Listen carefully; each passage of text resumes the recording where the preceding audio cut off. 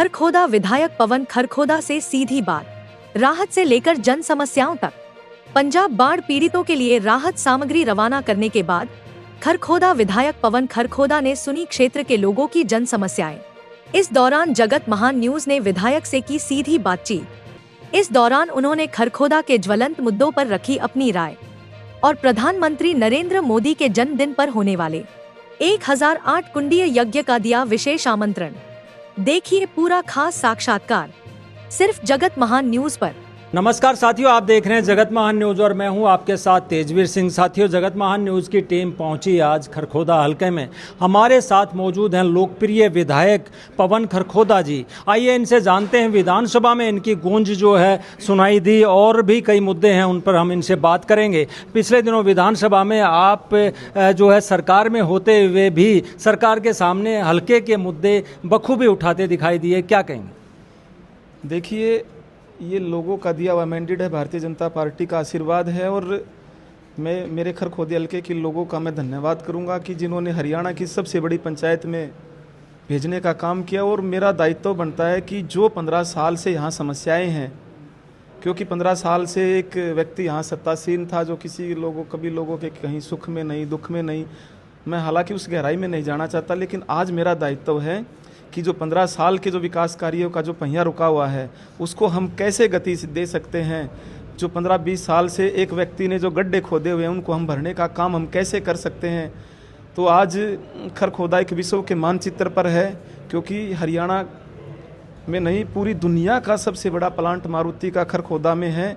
और उसके साथ साथ जो मूलभूत सुविधा होनी चाहिए मैं कहीं ना कहीं समझता हूँ उसका अभाव है, लेकिन हमारी पार्टी हमारी सरकार गंभीरता से उस पर चिंतन मनन करके एक एक कार्य को गति देने का काम कर रही है। चाहे यहाँ पर जो हमारे यहाँ पे स्टेडियम है उसको दुरुस्त करने की बात हो, चाहे खरखोदा में पानी निकासी की बात हो, चाहे खरखोदा को जाम मुक्त करने की बात हो, चाहे और अन्य किसी योजनाओं की बात हो, तो कई योजनाएं पाइपलाइन में हैं। लेकिन जिस प्रकार से कुछ मेट्रो लाने की भी एक आवाज़ उठी है, विश्व के मानचित्र पे तो आ ही चुका है खरखोदा, लेकिन मेट्रो लाने की भी एक बात यहाँ पर उठी है, उसके बारे में आप क्या सोचते हैं कि सरकार को उस पर आगे बढ़ना चाहिए? देखिए, जहाँ मैं एक जिक्र जरूर करना चाहूँगा, जैसे गुरुग्राम है, गुरुग्राम में मारुति और हीरो होंडा आने से पहले गुरुग्राम महानगर नहीं था, लेकिन मारुति और हीरो होंडा के आने के बाद गुरुग्राम को महानगर का दर्जा मिला है। और मैं ये मानता हूँ आगामी कुछ वर्षों में ही खरखोदा को भी नगर निगम का दर्जा मिल जाएगा, लेकिन उसके लिए वहाँ पे जनसंख्या भी ज़्यादा हो जाएगी। और दिल्ली और खरखोदा आपस में टच हैं, केवल एक बैरिकेटर का फ़र्क है। ओचंती बॉर्डर की बात करें, इस तरफ दिल्ली है और राइट तरफ हमारा फिरोजपुर गांव खरखोदा हल्का है। तो मैंने पुरजोर तरीके से मांग भी रखी है और मुझे ऐसा विश्वास है कि माननीय मुख्यमंत्री जी के नेतृत्व में इसकी भी सौगात खरखोदा हल्के के लोगों को मिलेगी। सफाई कर्मियों के पैर धोने हों या फिर पाकिस्तान को धूल चटानी हो, ऐसे प्रधानमंत्री का जन्मदिन आने वाला है, 17 तारीख को हो। सुना है कि आप कुछ अलग ही तरीके से जो है उनका जन्मदिन मनाने वाले हैं, किस तरीके से आप उनका जन्मदिन मनाएंगे? देखिए, हमारे देश के यशस्वी प्रधानमंत्री आदरणीय नरेंद्र मोदी जी का जन्मदिवस है, तो हमने सभी पार्टी के प्रमुख कार्यकर्ताओं ने, पूरे खरखोदे हल्के के लोगों ने, सभी मेरे शुभ चिंतकों ने बैठ करके एक विचार विमर्श किया है कि हम आदरणीय प्रधानमंत्री जी का जन्मदिवस कैसे भव्य तरीके से मना सकते हैं। तो उसी का स्वरूप हमारे श्री श्री 1008 हरिओम महाराज जी, यज्ञ सम्राट और त्रिपुरा से पीठाश्वर देश, और जिन्होंने पूरे ब्रह्मांड में, मैं ये कह सकता हूँ कि पूरे भारत में एक भी स्टेट ऐसा नहीं है जहां उन्होंने यज्ञ ना किया हो। और उनके सानिध्य में, आदरणीय मुख्यमंत्री जी के सानिध्य में, हमारे देश के, हमारे हरियाणा के यशस्वी प्रदेश अध्यक्ष मोहनलाल बड़ोली जी के नेतृत्व में और तमाम भारतीय जनता पार्टी के समर्पित कार्यकर्ताओं के नेतृत्व में ये हवन यज्ञ होने जा रहा है। और इसकी एक खासियत भी है जी कि ये हवन यज्ञ 1008 कुंडों के साथ हवन यज्ञ किया जाएगा। आज से पहले कहीं पे भी इतना बड़ा हवन यज्ञ हुआ नहीं है।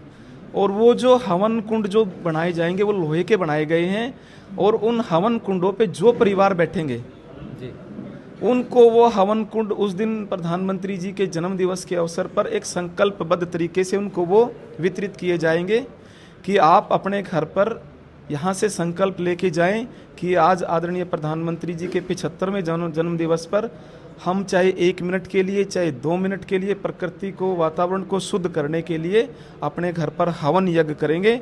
जैसे हमारे ऋषि मुनि हवन यज्ञ करते थे वातावरण को शुद्ध करने के लिए, जन कल्याणकारी यज्ञ करते थे लोगों की भलाई के लिए, तो ये भी जो प्रकृति की आपदा है, जो प्रलय आती है, वो वायुमंडल के दूषित होने से आती है। तो वायुमंडल को शुद्ध करने का केवल एक ही विकल्प है, और वो है यज्ञ।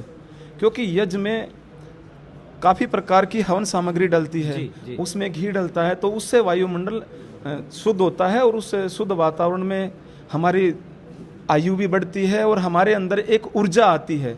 तो आपके इस चैनल के माध्यम से मेरे सभी शुभ चिंतकों को, सभी पार्टी के सभी कर्मठ कार्यकर्ताओं को, पदाधिकारियों को मैं एक निवेदन करूंगा कि आने वाली 17 सितंबर को दिन बुधवार सुबह 8 बजे ये कार्यक्रम एक सीमित समय के लिए कार्यक्रम है कि 8 बजे से लेकर के 9:30 बजे तक ये हवन यज्ञ का कार्यक्रम रहेगा।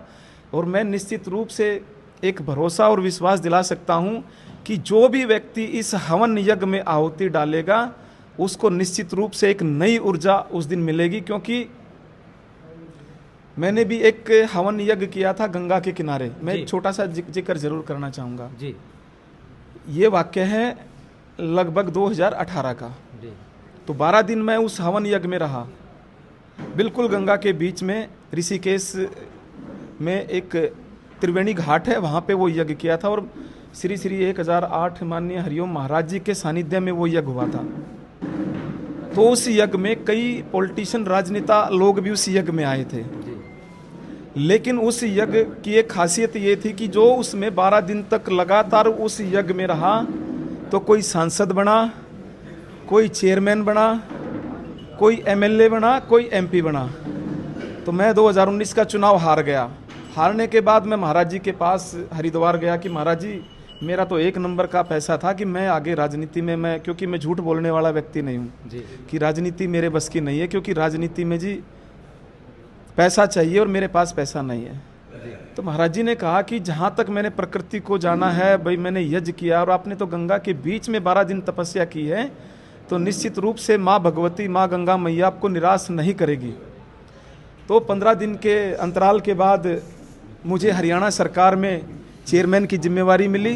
तो कहने की बात है कि जो यज्ञ में जो आहुति डालेगा, उस यज्ञ की एक एक आहुति आपको ऊर्जा देने का काम करेगी, आपके परिवार में धन संपन्नता लाने का काम करेगी, और आपको कहीं ना कहीं सामाजिक रूप से, धार्मिक रूप से, आर्थिक रूप से आगे बढ़ाने का वो यज्ञ के माध्यम से वो काम होगा। विधायक जी, सूत्रों से पता चला है कि इस यज्ञ के दौरान जो प्रधानमंत्री जी जिस प्रकार से समाज के आखिरी तबके से लगाव करते हैं, ऐसे हजारों लोगों को भोजन भी करवाया जाएगा। देखिए, आदरणीय प्रधानमंत्री जी नियमित योग और यज्ञ के द्वारा अपने दिनचर्या की शुरुआत करते हैं, और ऐसा यशस्वी प्रधानमंत्री विरले ही होते हैं जो देश के लिए, राष्ट्र के लिए पूर्णकालिक और समर्पित भाव से कार्य करते हैं।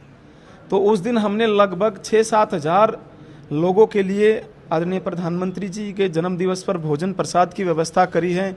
जो रेहड़ी वाले हैं, पटरी फेरी वाले हैं, या जो हमारे विकलांग साथी हैं, या जिनके पास कोई रोजगार नहीं है, जिनको कोई किसी तरीके की एसआई हैं, या जो भट्ठों पे काम करते हैं, जो हमारे लेबर तबके से संबंधित रखते हैं, तो ऐसे लगभग 5 से 6 हज़ार लोगों को आदरणीय प्रधानमंत्री नरेंद्र मोदी जी के जन्मदिवस पर भोजन प्रसाद का आयोजन है। और इसमें मुझे जो वेतन मिलता है, मैं उसमें से ये सारा वो कर रहा हूँ। मैं इसमें से किसी का ये नहीं कर रहा कि हमने किसी से कोई पर्ची काटी या किसी से कोई चंदा लिया है, ना मेरी ऐसे कोई मंशा है। लेकिन मेरी ऐसी सोच है, क्योंकि भारतीय जनता पार्टी का एक ही मूल मंत्र है कि सबका साथ, सबका विकास, सबका प्रयास और सबका विश्वास।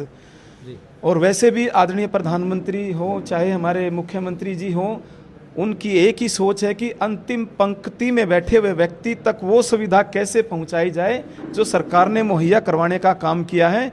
तो मुझे भी सरकार का एक प्रतिनिधि होने के नाते मेरा दायित्व है कि जिन व्यक्तियों को कोई नहीं पूछ रहा उन व्यक्तियों की पूछ पवन खरखोदा करने का काम करेगा। जी, भारतीयों में एक पहचान रहती है, ये आपस में चाहे कितने लड़ते झगड़ते रहें, पानी के मसले पर जितना मर्जी आपस में लड़ाई हो, लेकिन कठिन समय में एक हो जाते हैं। अभी जो है हरियाणा सरकार ने भी पंजाब को जो है सहायता राशि भेजी है और सुनने में आया कि आप भी जो है वहाँ के लिए कुछ सहायता सामग्री कुछ भेजने वाले हैं। देखिए, हरियाणा पंजाब का छोटा भाई है और जब भी किसी भी राज्य पर कोई आपदा, प्राकृतिक आपदा आई है तो हरियाणा के लोगों ने, 36 बिरादरी के लोगों ने बढ़ चढ़ कर उस आपदा से निपटने के लिए 36 बिरादरी के लोगों का बढ़ चढ़ कर योगदान किया है, उनकी सेवा करने का काम किया है।